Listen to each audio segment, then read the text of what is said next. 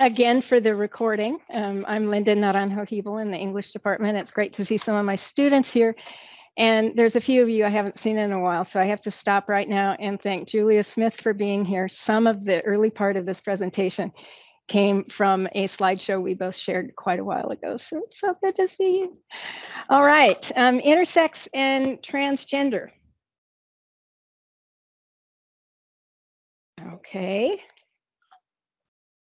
This one, got it. Okay, gendering. We gender people automatically at birth when you're born, and frequently now before. And sometimes we get it wrong. And so that's going to be a problem for a lot of people. So here are some terms we're going to use. Intersex, it's a term for persons with variations in sex characteristics. If you look in the literature, in the science literature, if it's more than 5 years ago, it's going to refer to disorders of sexual development. If you look more recently than that, you will see the term differences in sexual development. And that came about through activism on the part of intersex individuals. Transgender, terms for persons who do not identify with the sex they were assigned at birth. We think of these today as very different things, but throughout history, the two have frequently been classified together, which is why I'm covering them both. Gender queer or gender nonconforming, GNC, or non-binary are terms for persons who really don't identify as male or female, or perhaps throughout their life change from their identification. And then finally, cisgender is a term for persons who identify with the sex that they were assigned with. So if your doctors who delivered you or midwives say it's a girl and that's how you identify, then you are cisgender. Okay, sex and gender. We usually think of it traditionally in the United States as male and female. Gender identity as a boy or a man and a girl or a woman. And gender expression, masculine or feminine. This last category varies wildly over culture and over time. But as you can see, I put some lines in there. We know that there are people who, by many of our definitions, do not fit into the category of male or female. And the term we use for those individuals, and they use for themselves, is intersex. Gender identity is your self-identification. And so we have man or boy, girl or woman, and then genderqueer, GNC, or non-binary. And then finally, gender expression, frequently referred to as androgynous or fluid if it doesn't come across in a particular culture as masculine or feminine. Note, I put at the bottom there, does not equal sexual orientation. None of these identities will automatically tell you how a person identifies in terms of their sexual orientation. It can go, there's certainly bell curves, but it can go all over. And so, oops, let me go back here. This would be a cisgender male, assigned male at birth, identifies as a man. And a cisgender female, someone who is identified or designated as female at birth and identifies as a woman. A trans man is someone who has been identified as female at birth but identifies as male. A trans woman is someone who was assigned male at birth and identifies as a woman. Interestingly, a lot of research on intersex, and the intersex community says, funny thing, they never talk to us. They never talked to us. They never asked us for our stories. So the answer to their question is, what's it like to be intersex? Funny, no one ever asked. And then, of course, we have a little bit more information and culture on transgender individuals, primarily because of well-known transgender individuals as celebrities who we're aware of. The history. Across time, as far back as we can look, there have been gender nonconforming people, intersex individuals, trans individuals, and oftentimes cultures have terms, group terms for many of those people. We have many in our literature, and oftentimes in many cultures, they were priests and priestesses. They were kind of set aside for some kind of special service. And in our mythology, which we carry over into our language, the influence of our culture, we have many mythological characters.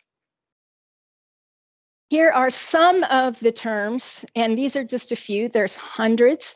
And one thing I would like to point out is that in some of these cultures, they have multiple categories to describe different expressions and identifications. And so, for instance, if you look at Native American and First Nations Two-Spirit individuals, that's a very recent term that activist indigenous people in North America they use to describe all of the different non-male, female identities that are in their culture. But if you looked at any particular nation or particular language group, indigenous group, they might have multiple terms for multiple expressions of gender. So the biblical tradition, the Bible doesn't say very much about what we understand as intersex individuals. We have this Deuteronomy scripture also in Leviticus. No one who has been emasculated by crushing or cutting may enter the assembly of the Lord. These individuals were called sadis, and they were, or eunuchs, and they were heavily discriminated against. They were not allowed to enter the temple. They were not allowed to be a part of many of the religious celebrations in their culture. So very much a marginalized group. But Brittany Wilson, who's a eunuch scholar, comments that even when they were recognized by culture and respected, even in some cases, or given a space, in Greco-Roman culture, they were considered ritually unclean in Jewish culture because they mixed boundaries. When you think of Deuteronomy and Leviticus, and you can't mix things. So somebody with unclear genitals, they mixed boundaries. And so that was the reason that they were discriminated against. But there were also, back during this period, war captives were frequently castrated. And they think that some of the Babylonian exiles that we know, Daniel, may have, and some say probably, was castrated, a eunuch. And then the only thing that we have that comes even close to what we understand as trans individuals would be this Deuteronomy scripture: a woman must not wear men's clothing, nor a man wear women's clothing. But Rabbi Tillman, a great Jewish scholar, tells us that this was for maintenance of gender segregation. So in any culture where you have gender segregation, then you're going to have rules about appearing as one gender or the other.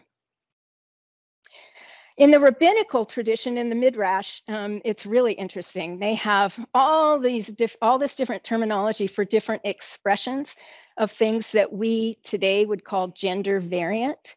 And so we see, besides male and female, androgynous, or later in Greek culture, hermaphrodite. Some early Jewish scholars believe that Adam fell into this category, which is really fascinating. And I always tell my students, in terms of, you need difference to have meaning. So there was no male before there was female. It has to be defined against something. The second category, barren women in Jewish history and culture were in this category. And many scholars say Sarah was in this category. Sadis that I mentioned are eunuchs, but there were two types. Those who were sterile, so maybe born that way, and then those who were castrated, Sadi Sadam, a castrated male. So that would have been intentional. And then I love the sound of this word, tum-tum. That's just a person whose gender was totally unclear. In the Muslim tradition, we have kunta, and that was gender ambiguous. So we would assume that those were intersex people. And then, I don't even know how to pronounce this, mukhanaton. Effeminate ones are men who resemble women, and there were two types: those who were born that way and those who would cross-dress for fraudulent reasons. And so they could get in a lot of trouble. They were condemned. Cultural attitudes throughout time toward gender variant individuals, wide spectrum, everything from reverence, to be the priests and priestesses, all the way down to rejection. I would argue that in Western modern culture, the category was denial. Let's just pretend like they don't exist. And so then when you do find out about it, that makes them even more freakish. So where did they go? I find it interesting, since I'm a student of literature. I read about intersex individuals and hermaphrodites. In fact, Julia Ward Howe, if you know it, she wrote like the Battle Hymn of the Republic and edited all these women's magazines. She wrote a book called The Hermaphrodite. It didn't end up getting published in the 20th century. So what's going on? Well, in the 20th century, there's this thing called the medicalization of sex. Some scholars call it the medical invention of sex. And what it refers to is medical intervention into the way that we look at sex, sexuality, gender. And so with the rise of things like surgery and an understanding of hormones and genetics, then medicine could intervene to erase the ambiguity. And so they just disappeared from view. I can't tell you how many people they'll say, I've never even heard of this. And I feel like saying, if you were as old as I am, you remember, so you remember books or something. But the result was the gender binary became even more polarized. And this would have been the 20th century, because when you disappear people, then they become more rigid. So because I teach race studies also, there's this dynamic that scholars, theoretical scholars, have noted. And that is the way that you make meaning is through difference, is through contrast. And so deconstructionists say then in cultural binaries, what happens is one of the two is always on top. You don't have this, you have this. And so if you have male and female, it should surprise none of us in our world history that it went like this with the males on top. But here's the problem. Deconstructionists tell us if you want to know how categories are defined, look at what doesn't fit in the categories. And so any gender ambiguous person or gender variant person in a culture where there is a strict polarization of gender, they're going to be a problem. And so what do? Well, if you can't make them invisible like they did in the 20th century, then you give them a cultural space, or you repudiate them, you reject them, you're cruel to them, or you give them a special space. So we see that happening. And the last one I put in parentheses is because we see the same thing in race studies. And those of you who have read Frederick Douglass, at one point he's talking about the Ham argument, that biblical argument that people say believe all Black people descended from Ham. And then he talks about masters raping their slaves. And he says, so we have this progressively lighter group of people. And he says, of course, he says, the raping, this is horrible. But the end result is going to be that we're going to lose the categories. And so he essentially says the same thing. Okay, so what is intersex? We have different kinds. We have chromosome and gene mutations. When you're born, XX or XY, or 9 other varieties, at least 9. I think there's probably more. It might be identifiable as ambiguous genitalia at birth. Gonads are internal sex organs. They might look different. So, ovaries, testes, the womb, different variations. Hormonal variations in utero, and then in early parts of life or even at puberty. There can be variations there that would not fall in our binaries. Secondary sex characteristics, that's why I recommend. And here's the amazing thing. What endocrinologists are telling us is that there are a whole bunch of people who fall into this category and never know it, except that they're infertile. And so you can live your entire life and with one of these conditions and never know it. And then finally, let's see if I can make this go. I don't want to be the only person you hear about. I want you to hear them. Raise your hands if you have testes.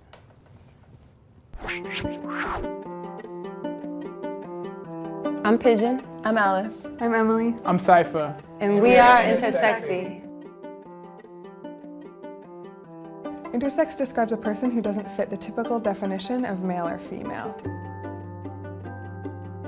I have XY chromosomes, but typical female genitalia. I'm a girl who has testes and XY chromosomes. I identify as a queer, gender nonconforming intersex person. I identify as a Black intersex man. Intersex is not new. It's been around since the beginning of human existence. I mean, there's probably even intersex dinosaurs, if you think about it. Transgender has to deal with your gender identity, whereas intersex has to deal with your biological characteristics. Often, intersex people get surgeries that they don't want, and transgender people have to fight for surgeries that they do want. They gave my mom the excuse that the internal testes were cancerous, that I would develop cancer. They didn't even come up with an excuse, basically, in terms of a health-related reason. They instead just said it was about the appearance. A lot of doctors are very uncomfortable with the idea that I have testes, and they're still trying to get them removed, but I'm perfectly healthy and there's nothing wrong with them. They did a surgery to remove my testes and told my parents to take me home and just raise me as a girl, and I didn't find out about it myself until I was 12. There aren't a lot of options, or medical providers don't explore other options.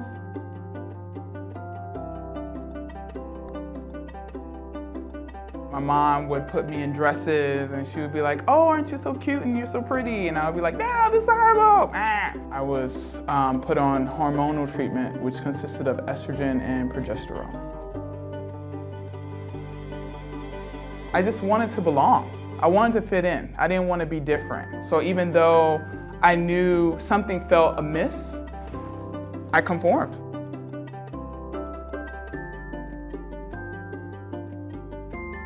He was very condescending. He was like, "You intersex activists don't know what you're talking about." It's difficult for intersex people to find each other because from an early age we're told not to talk about our bodies. I did feel like I was the only one. My doctors always told me there was nobody else like me, and so it just perpetuates a vicious cycle of shame and stigma that we can't break out of.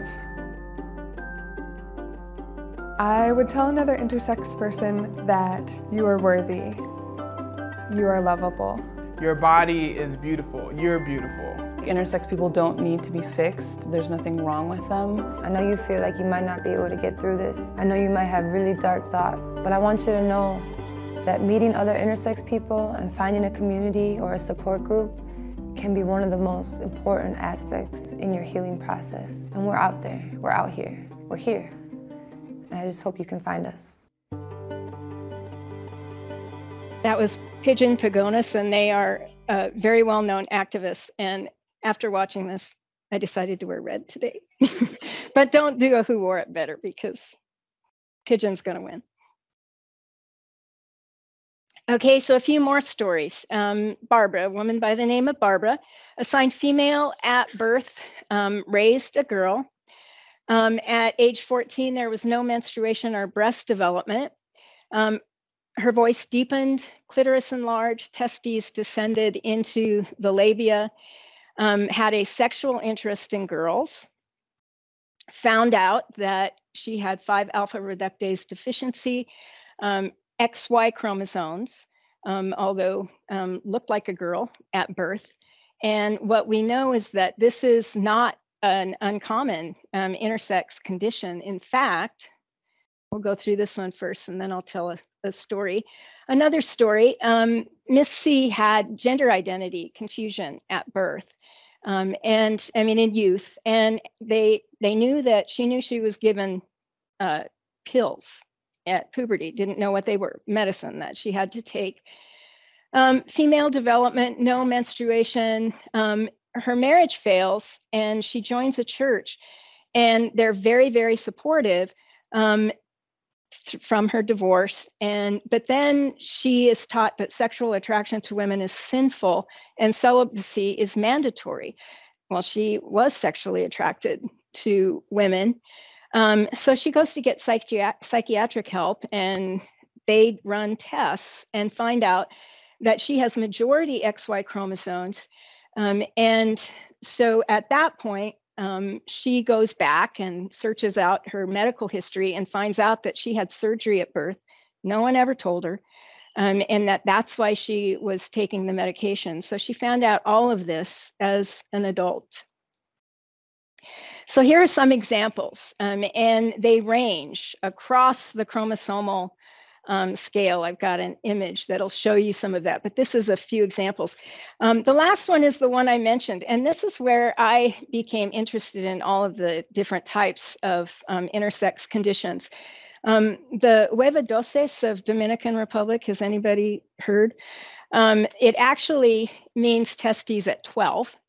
And you know how many times geneticists love to study island cultures because you've got these pools, genetic pools. And there was this community where there were all these little girls, and upon reaching puberty, their testes descended and their voice got lower. And it happened frequently enough that they just made an easy transition from girl to boy. And so that, of course, made the medical rounds. And so study into intersex conditions really went forward quickly from there. I know you can't see this, but I just wanted an overall visual. That is female on the left and male on the right. There's 5 identifiable conditions in between, but note the arrows. There's like multiple variations of each one. So there's no way to even count. There are just dozens. And so it's quite common for me to hear someone say, I'm Klinefelters with variations, or I'm MSD with variations. And so it's really, really complex. The prevalence, for years, they said the prevalence was 1 in 1,500 because the only documents they had to go off of were children born with ambiguous genitalia at birth, and then that was reported. That's a small percentage. And so they knew, of course, that it was higher than that. Endocrinologists then, who started doing testing and then making estimates, they believe that it's 1.7 to 2% of the population. And every 3 years, I have to update this figure because it goes up. And of course, the figure varies depending on definitions and categorizations. In a 2022 study, most of them reported discrimination, which is why so many of their parents wanted to hide it. Or to regularize them, normalize them through surgery. But here's what the evidence also shows, that untreated intersex conditions, they result in no evidence shows that they result in significant psychological distress. We can start looking at records now. Untreated intersex individuals do better psychologically than those who are treated at birth without their consent. And of course, that was the regular protocol for many decades. The children were not, there was no consent, that children were operated on. And the other thing that it shows is there's concerns in culture about a person's transition. In other words, there are many people who are okay with intersex, but they're not okay if an intersex person finds out they're an intersex and then transitions in their gender expression. That starts making people nervous. They've moved from intersex to transgender. And that's why so many cultures historically, intersex and transgender people are grouped together. There's definitely overlap. There's also some legal problems. You can have a lot of legal problems because when you're born, on your birth certificate, you have a sex assigned. And so lots of troubles when you might have to want to change that. But also another one, when I pointed out the opportunities, when same-sex marriage was illegal in many states, in the state of Texas, some smart, intelligent person said, well, you can't have this law if you're not going to define male and female. And the point is that's almost undefinable. But they say, okay, so XX chromosomes, XY chromosomes. So what they had was someone like Emily, who is XY chromosomes, but appears very feminine. and who falls in love with a woman. And so they go to get a marriage license and they're like, no, no, no, you can't, two women can't marry. And they're like, yes, we can. I have XY chromosomes. And so you can see how inconsistent that's going to be across the legal field. I wanted to bring up Leanne Simonson's story. She spoke here at Calvin. I don't know how many of you might have been here, but I like those days where we had all these really provocative speakers. She has a complex condition that's called mosaicism, and it's X and XY, and she's a really interesting case because, well, we'll see here in a minute. She was raised as a boy. She had some health problems, very small, very frail, and her dad kind of let her mom be gentle with her, not like her brother. But upon age 9, she says her father said, enough. You need to start acting like a boy. You need to dress like, well, he did dress like a boy. At 17, anorexic and suicidal, she meets this wonderful guy who leads her to Christ. And then she goes to college and she's excited about this, just being on her own as a boy, but faced brutal bullying in the dorms as this very small, petite male. So on her own as an adult, she seeks medical advice. This is why I wanted to present her case. Really, really interesting. The doctor says, well, we can give you testosterone and you know, and masculinize you and your muscles will get bigger and or we can give you estrogen and then you will feminize. And she didn't identify with either one. She says she chose female because men are mean. That was her decision. I don't want to identify with those people that were so mean to me. But the thing that's interesting is that what we can see is that in her biology, the mosaicism, we see that carried over to her identification. And there's a lot of connections being made in the role that biology will play in your gender identity, not determinant, but she's just a wonderful and interesting example. Interestingly, she starts going to this church and she is loving it, falls in love with this man, lets him know her condition. So, you know, we won't have kids. We can't have kids. They want to get married. They go to the church leaders and she discloses her condition. And they said, okay, that's okay with full disclosure, but they ordered them to keep it secret. And the other thing that was interesting is they were okay with it because she appeared as a female and he appeared as a male. What the research is showing is that we seem to have more hangups with appearance than we actually do with the concept of biology. And Leanne becomes an activist and author. She's written books. She still does speaking tours. And so I wanted to let you see them both. This is Leanne Simon and Megan DeFranza here at the wonderful sexuality series. I wanted to mention Susanna Cornwall. When I see any kind of Christian group talking about intersex, if they have not read her, then they have not done their homework.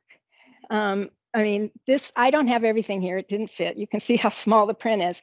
I just wanted this as a visual to show how much work she's done. But I've also highlighted a couple in yellow because she's one of the first Christian scholars who said, let's talk to intersex individuals and hear their stories. And so she has gathered Christians' stories. She's a Christian scholar out of Exeter. And so we've learned a lot from her interviews with, and if you can see far, some of these titles are just fascinating. If you're a theological geek, you gotta check her out. The kenosis of unambiguous sex in the body of Christ. Don't you want to read that? It's just so cool.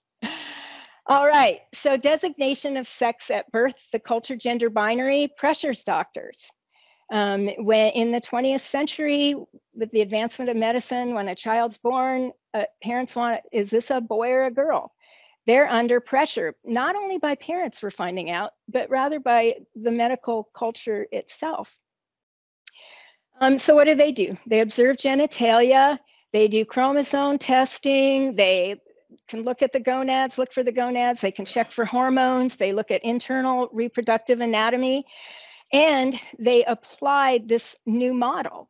And the new model was make a child clearly male or clearly female at birth. Operate, do whatever you need to do. And of course, it can result in some serious problems. So here's where the medical historians get really juicy. They're like, okay, so what kind of measurements did they use for ambiguous genitalia? And for me as a gender scholar, one of the most humorous things is there is a huge preoccupation in the literature with the size of a penis. And you would get different experts as like this many millimeters. And I mean, it's absolutely hilarious. And so in other words, you had to work to be declared a guy, a lot easier to be declared a woman. And then you have enforcement of gender roles like Leanne Simonson's father, and secrecy. So many people didn't even know. So that leads to some good, solid intersex activism, which has changed things because we're listening to them. We're hearing their voices. Motivated by many of these people operated on at birth have later health problems, later gender identity problems. We heard a couple people in the clip talk about that. Psychological distress, secret keeping is never good for your mental health. And we have many international organizations that now have a very strong protocol against intervention until a person comes of age, unless there's a serious health risk there. The US has a really sad history there. We're still playing catch up with all of these international organizations. And many people believe it's because the assignment of sex medical protocol was housed at Johns Hopkins. In fact, intersex activists called Johns Hopkins the Death Star because that protocol hurt them so much. And what we've learned, as mentioned before, those who don't undergo surgery without consent do better than those who have. Finally, as you could tell from the video, and this is true across the board, I've noticed on gender issues with each group of gender students, they're just more comfortable. And that's, I think it's a healthy and good thing. Okay, so transgender, we're shifting gears here.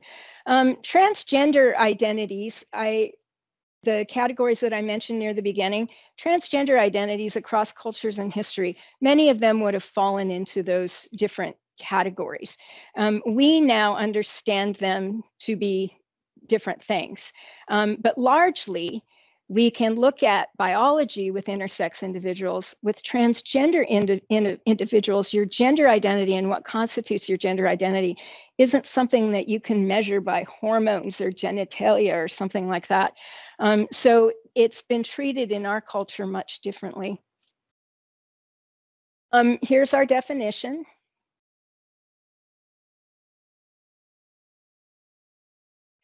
There's no clear causation, but what we do know is that gender identity is generally fixed by adulthood. What we do know is that in youth, people can be a little fluid for a while.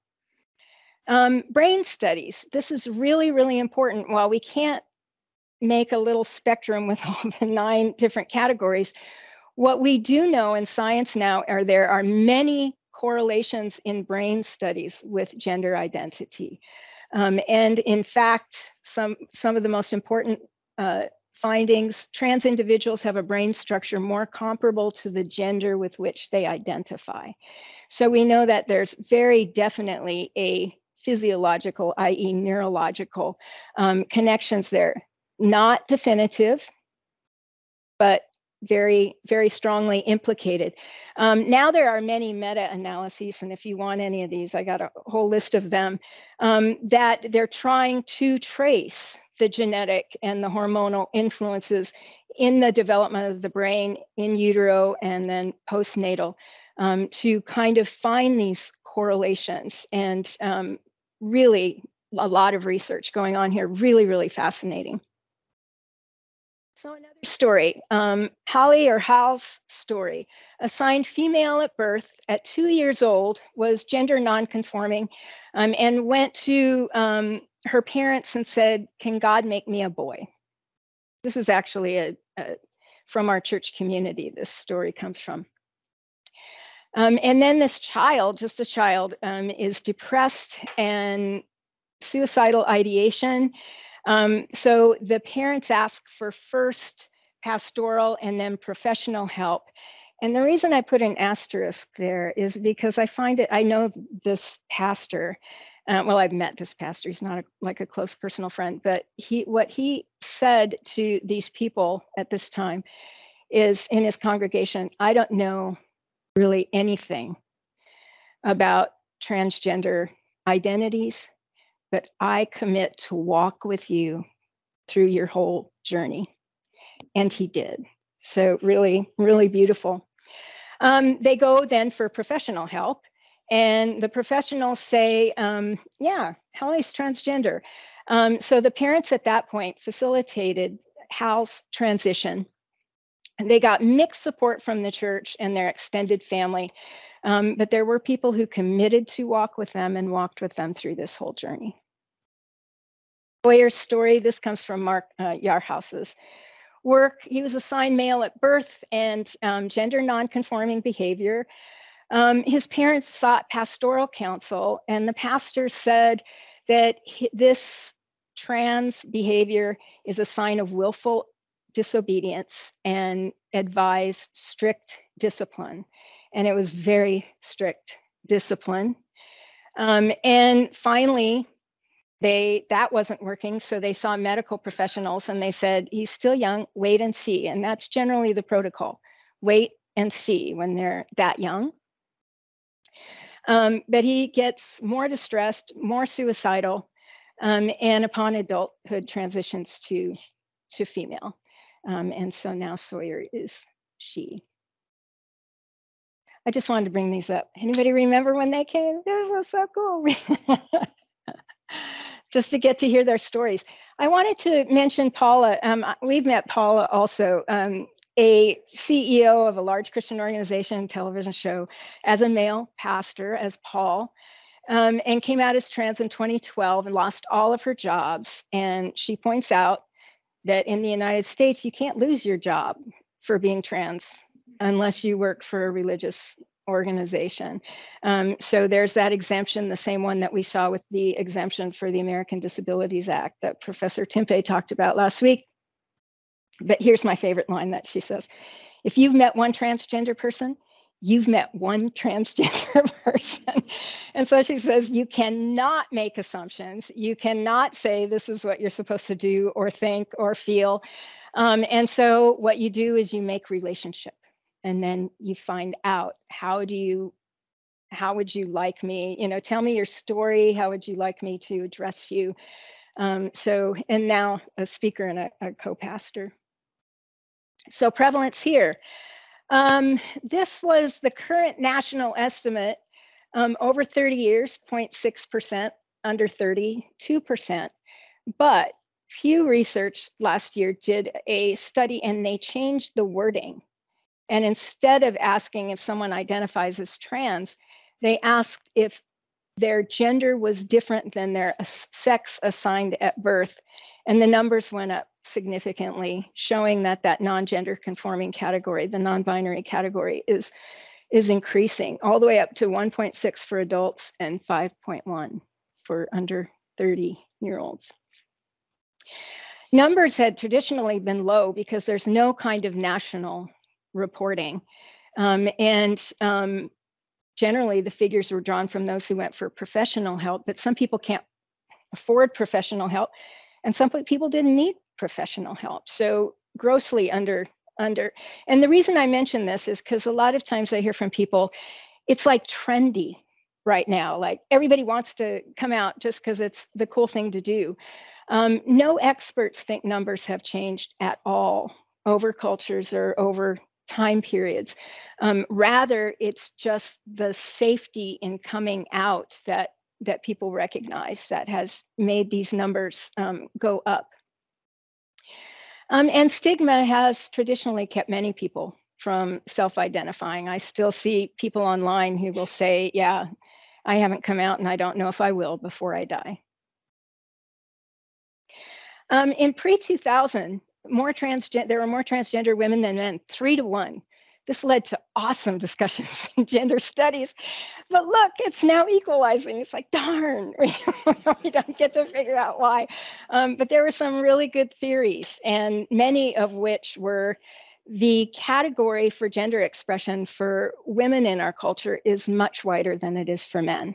Like if I was up here in jeans and a t-shirt, nobody would blink an eye. But if Lauren was up here in a skirt and blouse, our eyebrows would go up, right? So it would be easier if you were a trans woman to just make a full, very feminine transition to kind of avoid that. Discrimination is huge in this category because you can't point to something that is in your brain, that is part of your soul.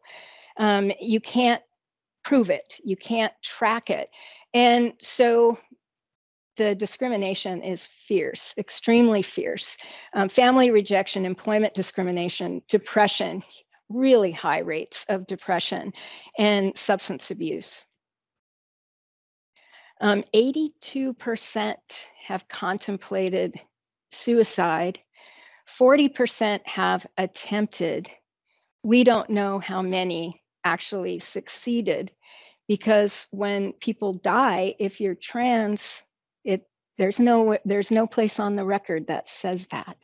And so there's no way for us to know the actual suicide rate. But we do have records on attempts. 2 of 3 trans youth report recent self-harm. This is really a scary, scary statistic. And they're severely overrepresented among homeless youth. Many of them are fleeing unaffirming environments, houses, schools, homes and schools. This is the scariest of all. 4 times the violent victimization rate of any other category. This is the highest demographic category for murder in the United States. And it's even higher for trans people of color. So just dangerous, dangerous. And then we know that up to 50% go unreported. So there's really not even any way to know how fierce this is. So we have a lot of transgender activism. It actually really started with the gay pride movement and the Stonewall uprising with people like Marsha Johnson and Sylvia Rivera and Macy Griffin Gracie. They were a big part of that movement. And so it's been there from the very beginning, but not like teased out by definition as much as we understand it today. So I want to go back to the biblical transition. A reminder here. That's really all we have that might describe what we understand today as intersex and transgender. Much more in the Talmudic and Midrash tradition, much more talk. And then we have this scripture. Jesus says, male and female, he created them. If you remember, well, this is Genesis, and then Jesus says, haven't you read that at the beginning, Creator made them male and female? That's Megan DeFranza's italics there, and I'll explain those in a minute. But if you recall the context, they're arguing over divorce. And so they come to Jesus and say, what do you say about divorce? And that's when he says this, and he was much more strict than the Pharisees, what he said about marriage. And then his disciples and other people that are listening are like, whoa, that is really hard. We'd be better off if we didn't get married. And then he says to that, yeah, not everyone can accept this word. And here we see Jesus identifying individuals that we would classify as intersex individuals. There are eunuchs who were born that way. Then the term they use in the rabbinic literature is saris kama, which is someone who was, we would say, is born with ambiguous genitalia. That would be all they could really see. And there are eunuchs who have been made eunuchs by others, Sakis Adam, and that would be the castrati of the era. Nobody else throws this third category in. So I want you to take note here for a moment. Nobody, I haven't found a single scholar, and Brittany Wilson assures me that there isn't one. And there are those who choose to live like eunuchs for the sake of the kingdom of heaven.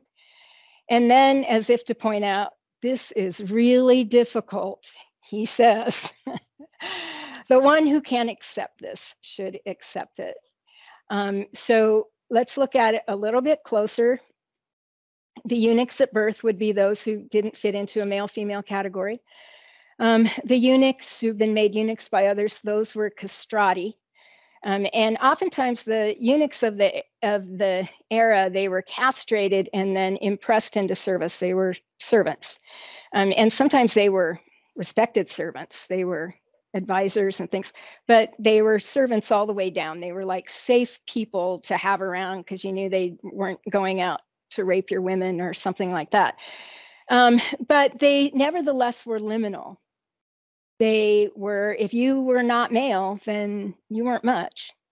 And they definitely were not considered male. And then those who choose to live like eunuchs for the sake of the kingdom of heaven, celibates like Jesus and Paul. The reason I say this is an interesting category is because nobody during the era used to call people in this category eunuchs, because eunuchs was not a good thing to be. So why would you talk about a category that you fit into that wasn't really respected or admired? It wasn't a good thing to be. And many scholars point out eunuchs were considered effeminate, gender liminal figures, embodying the unmanly and all that was non-elite and foreign. In other words, they were other. They were very much other. The reason I find this fascinating is that Jesus then, who chose to be celibate for the sake of the kingdom, identifies with these discriminated people. These people that were liminal, that didn't fit into a category, that were unmanly. So let's go to the Ethiopian eunuch. If you know the story, Philip, in all of his new Christian zeal, the Holy Spirit says, go get that guy. And there's a eunuch, there's an Ethiopian eunuch. And we're told he runs like really fast. He's not like, oh, hi, this isn't a cost. I mean, this is like going after him. So he runs. And of course, the eunuch is reading the scriptures. And Philip says, do you understand that? And he's like, no. Who knows what he was reading? He's reading Isaiah, all about the Messiah. And he's like, no, I don't understand this. I need somebody to explain it to me. So Philip does. And then the eunuch is like, whoa, Jesus. And he says, what can stand in the way of my being baptized? A lot. They weren't allowed in the temple. They weren't allowed in holy groups of people and worship. They were discriminated against. They were gender liminal. They were in a category by themselves. Philip had a whole bunch of reasons to say, well, you know, there are some obstacles to you being baptized. And what does scripture tell us? He baptized him. And I love this. Brittany Wilson's comment, this moment signals the eschatological inbreaking of God's action in the world. Just makes me want to cry. It's just so beautiful. Okay. And then if he kept reading in Isaiah, which he no doubt did, because this is a good book, he just found out amazing stuff. This is the promise of the age to come. So these eunuchs who didn't have children, in fact, by definition, they were put in a sterile category under Jewish law. To the eunuchs who keep my Sabbaths, who choose what pleases me and hold fast to my covenant, to them I will give within my temple and its walls a memorial and a name better than sons and daughters. I will give them an everlasting name that will endure forever. So this is the promise to the gender variant people in Isaiah's culture. You will be better than sons and daughters. And this should not surprise us, right? So here we get to our question. Intersex and transgender conditions. Are they disorders resulting from the fall, or might they be considered gender or creational variants? Who decides? A couple of theological interpretations. There's probably way more than two. They are unnatural conditions resulting from the fall. There will be healing in the new age. There are medical and psychological interventions available. So to us in modern times, we should avail ourselves of those. Extend to them the same compassion as others who suffer from disabilities. The reason I put suffer in quotation marks is I'm building on what Professor Timpe talked about last week. So if you weren't here, you need to go and listen to his lecture because it's extremely questionable what gets put into the category of disabilities and what constitutes suffering. And if we go back to our 4 intersex individuals and some of our transgender individuals, they say, I know because I listened to them, and Susanna Cornwall's research says, the suffering I experience comes from society. And that's my suffering. And here's another view. Not all disabilities are a result of the fall. There is sexual variance, mutations in the fossil records. So Pigeon was not that far off when she said, even the dinosaurs, she looks at us. Much of the suffering results from social stigmatization and discrimination. And here's a biggie, especially if you read the interviews with intersex individuals.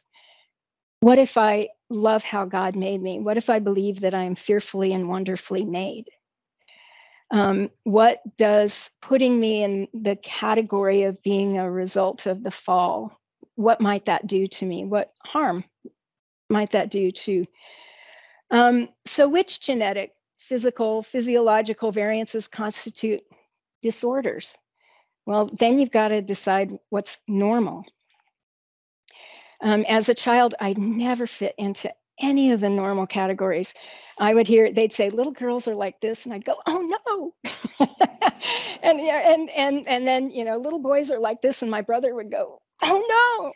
And it really is hard on a child to have strict definitions of what's normal. Just a reminder, you can go into our theological historical literature and find out that left-handedness was called a result of the fall. Dark skin color, that was reinforced with racism. I always include green eyes because I have green eyes. And I got to tell you, don't tell me these are a result of the fall. I love these. I love my green eyes. All right. That's my husband. Femaleness, like our femaleness, according to some church fathers, was going to be corrected in the age to come. So our question then is, did God make more than male and female? In that quote that I had a little bit earlier, and I italicized, and Megan DeFranza is an Old Testament scholar and Jewish scholar.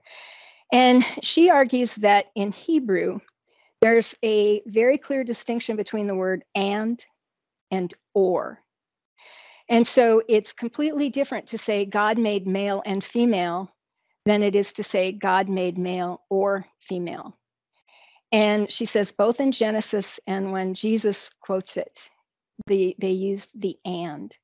And so she argues that opens up many more interpretations. So think about this. I'm an English person. Disability. Disability is a totally relative term, and it's relative to what we call abilities. So if we could all fly except me and I couldn't fly, that would be a disability. But since I don't think anybody here flies, then I don't have a disability. It's totally relative. And disorder, you can see here, not ordered, not orderly. And so we can see that there's a concern in the way that we categorize things with keeping some kind of an order. And if that order is hierarchical or comes with privilege, then it's going to be fiercely defended by those who hold that. Disorders, disability theologians tell us that they have always comprised those attributes that other people consider undesirable. And so that kind of makes sense. And that the suffering itself, there is physical suffering that comes with some disabilities, absolutely.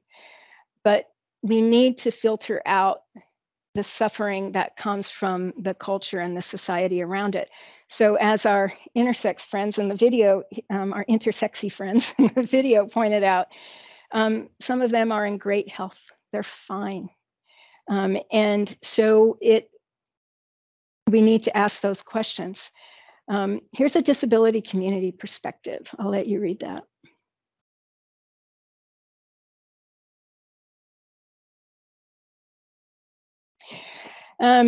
As he mentioned in my introduction, for the last 5 or 6 years, I've been reading disability theologians, and boy, do they make God look lovely. They make Jesus look beautiful. Just the kind of things that were opened up to me by the deaf community, by the blind community, by the intersex community, by the transgender community. They're things that I never would have been introduced to otherwise. And I'm really old now, so I have listened to every sermon that could possibly ever be preached. Or so I thought. I go to church and I just hear one that I've heard before. That doesn't mean it can't be a good word in season. That's really encouraging. I hadn't heard anything new until I started reading disability theologians. So if you want a good dose of Jesus, go read the disability theologians. Here's John Hall points to this scripture. In the age to come, in Isaiah, it doesn't say, and all of the blind people will be given their sight. In fact, who is blind but my servant? And he points back to Jesus before the crowd, who was blindfolded before his crucifixion. Jesus identified in his life with almost every well-known disability of the period. And then he points to this one. This is the new age. It doesn't say, I will make the blind see so they don't need any help. He says, I will lead the blind by ways they have known along unfamiliar paths. I will guide them. John Hall, a blind theologian, does a beautiful reading of this scripture and points out that the steps that are described here, it's part of the protocol of teaching a person who aids a blind person when they're walking. You don't push them and tell them where to go. Rather, you just make sure that there isn't an obstacle in front of them. So I encourage you to read some John Hall. He died a few years ago. And then I wanted to come around to this.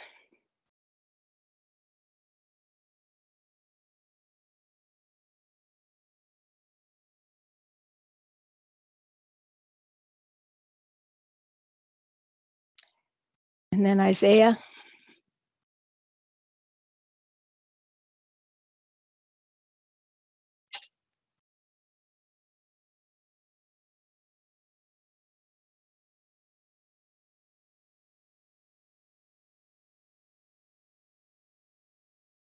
And then another reminder. Thank you.